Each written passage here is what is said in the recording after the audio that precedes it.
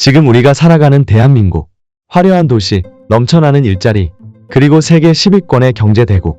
하지만 불과 60여 년 전, 우리는 극심한 가난과 실업난에 시달리고 있었습니다. 이때 가난을 이겨내기 위해 원타국으로 떠난 사람들이 있었습니다. 그들은 뜨거운 광산 속에서 병원 복도에서 묵묵히 일하며 조국을 위해 땀을 흘렸습니다. 그들은 바로 파독 광부와 파독 간호사였습니다. 1960년대 대한민국, 한국전쟁의 폐허에서 겨우 벗어났지만 우리는 극심한 가난에 시달렸습니다.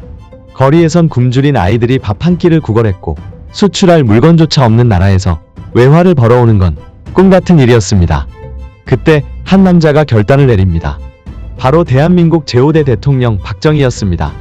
우리는 이래야 합니다. 우리는 부강한 나라를 만들 것입니다. 박정희 대통령은 가난을 극복하기 위해 전 세계를 돌아다니며 경제 원조를 요청했습니다. 그리고 그 과정에서 서독이라는 나라에 주목하게 됩니다.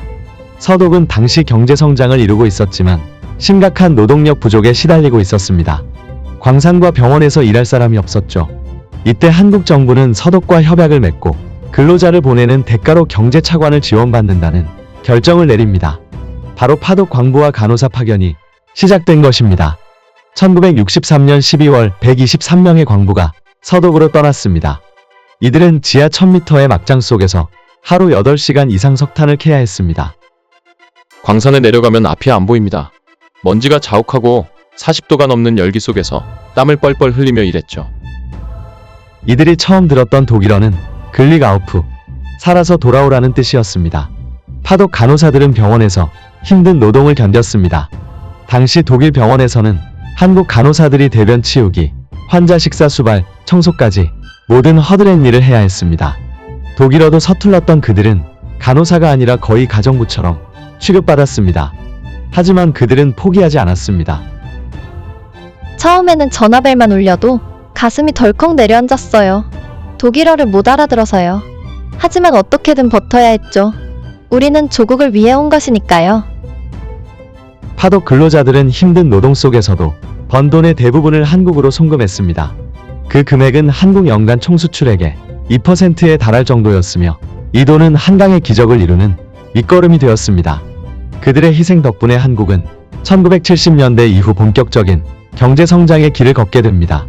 대한민국은 더 이상 원조를 받는 나라가 아니라 세계를 향해 나아가는 나라가 되었습니다. 지금도 독일에서 살아가는 파독 근로자들은 자신들의 선택을 자랑스럽게 생각합니다. 그리고 그들의 희생을 기억하는 남해 독일 마을에는 수많은 관광객들이 방문하고 있습니다. 대한민국의 발전은 누구의 덕분인가요? 바로 그들의 희생 덕분입니다. 우리는 그들의 희생을 잊지 말아야 합니다. 대한민국이 부강한 나라가 된 것은 그들이 뜨거운 막장에서 차가운 병원 복도에서 묵묵히 흘린 땀방울 덕분입니다. 이제 우리가 해야 할 일은 단 하나. 그들의 희생을 기억하고 더 나은 대한민국을 만들어가는 것. 그것이 우리가 그들에게 할 수 있는 최고의 보답입니다. 여러분, 이 이야기가 마음에 드셨다면 구독, 좋아요, 댓글로 여러분의 생각을 공유해주세요. 감사합니다.